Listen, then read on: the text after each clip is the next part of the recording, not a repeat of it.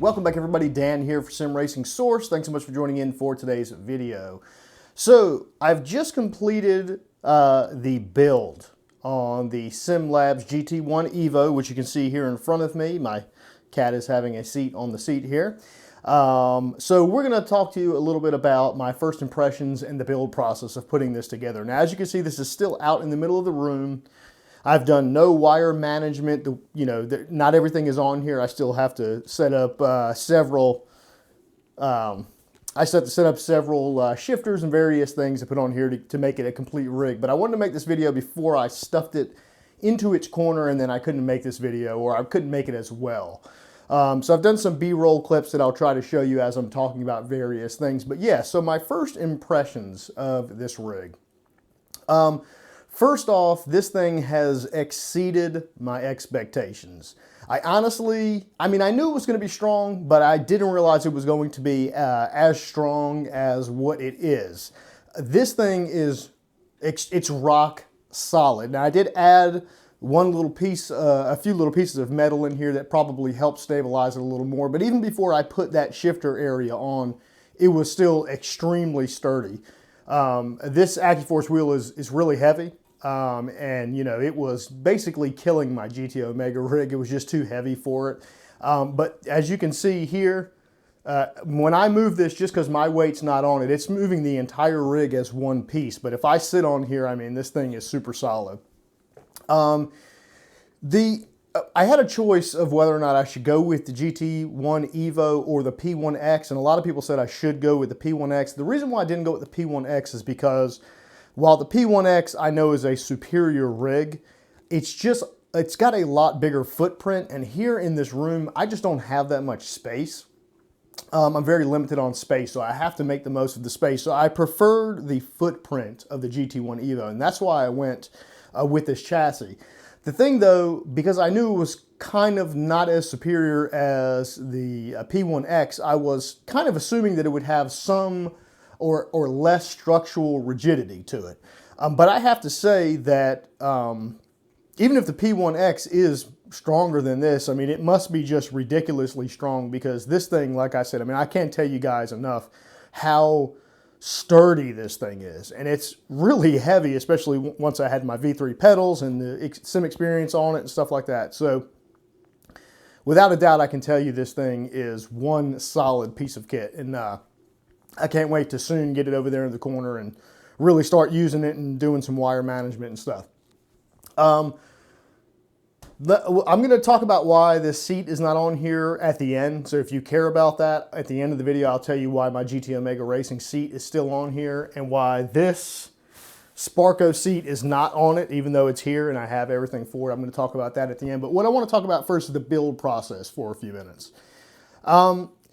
If you've never dealt with this 80-20 stuff, it can be quite overwhelming. And then when you combine the directions that Sim-Lab offers, which is basically one sheet of notes showing you how to put together just a few things, you're kind of on your own. Now, I used Barry's video from Sim Racing Garage, and I, for the most part, followed exactly what he did, but I changed some things here and there. And his video was extremely helpful, and it really helped me get this together. Now, I have built stuff with 80-20 before, various things, including my triple monitor stand that's behind the camera, which I've talked about in previous videos. But this was a much more substantial task. And, I probably could have got it done maybe in 2 hours or something like that. And again, I was doing it myself with no help. But that's about as quick as I think I could have got it done. And in actuality, I was taking my time, messing around and adjusting various things. And I probably had like maybe even 6 hours. It was a couple different sessions. I didn't sit down and do it all at one time, but it probably took me total about 6 hours. But it ended up being really strong. I made sure everything was tight. Everything was perfect for my body size. I want to talk about real quick. This is going to look, this is the shifter area, and that looks a little bit different than what you're typically going to see if you just buy this GT1 Evo. That's because I ordered the GT1 Evo, and I also ordered a additional mounting bracket. Now, I didn't buy that additional mounting bracket with the intention of mounting or putting multiple mounts on it. I just basically Ordered it so I could add some extra rigidity to this chassis, because one of the main things that people say, or the one bad spot about this chassis, is typically you've got a bar this size. It's actually this bar right here, if you can see this one. And it's typically turned up, you know, like running long ways, but turned up. And there's no back bracing for it. So it makes it so if you mount something on the end, it moves. And you can actually, if you watch Barry's video, multiple other videos, you can see where that flex kind of moves through the wheel. And I didn't want to have that. And I also wanted a wider footprint to mount multiple things. So I purchased that additional mount. And if you can see here, I've kind of designed it in a way that I've used a strong support on the bottom. This looks small to you this way, guys, but it's this same piece here. It's just laid flat. So I've got twice the area from here all the way to the front to mount various things. And I plan on mounting my T3, I'm sorry, not T3 PA pedals, my TH8A shifter, my sequential shifter, and a handbrake. And so having this extra width here will help out with that. The other reason I wanted to do that is because this is a very narrow footprinted chassis. When you use the standard mount, it actually mounts, the face of it mounts right here on this side, and it goes that way. And it actually puts the shifter mounting area inside the chassis, if that makes sense. And this is already a very narrow chassis, and I didn't want it to be like in a lot of pictures I see where it's like really close to the person's leg. And so I wanted it to be outside of the chassis.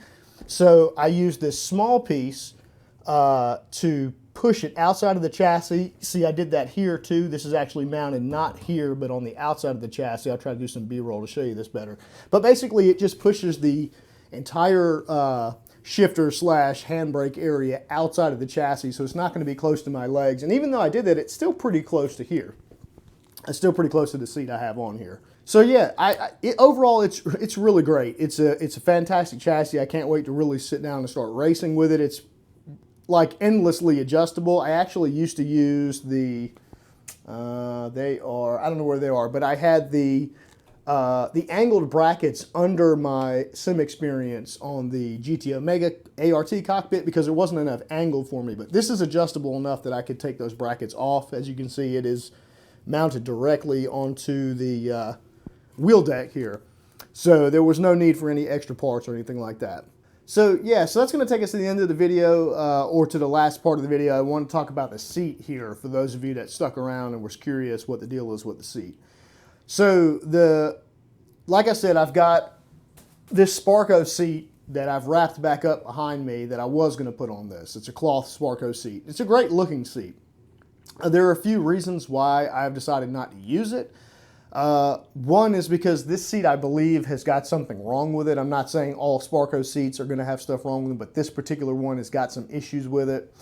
And also, it's not that I totally wasted my time picking this seat up, because I did take this seat out of the packaging. I did put it on here and I tested it out. But what I found is that I went in the wrong direction coming from this seat. From this seat that I've been using for many years now, going to that seat, I went from a very racy seat to an even more racier-ish seat. So it has more lumbar support, it's tighter on the legs, and what I realized pretty quickly after sitting in that seat was I actually want to go in the other direction. This is the GT Omega RS6 seat, which is extremely comfortable, but it's still a little tight for me. So I'm not worried about falling out of my sim rig. That's not something that's going to happen to me anytime soon. I don't have motion. I don't plan on having motion anytime soon. So there's no real reason for me to need to be hugged in my seat.